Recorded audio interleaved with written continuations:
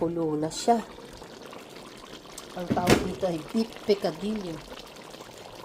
Yan, beef, carrots, patatas, sibuyas, bawang, tomato, black pepper, red pepper, konting patis, and then konting sugar. Yun. May nalimutan pa ba ako? Masarap na siya. Tomato sauce, di ba? Oh. Yeah, tikman natin.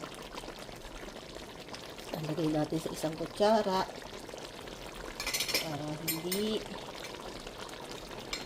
ma-poison or hindi kayo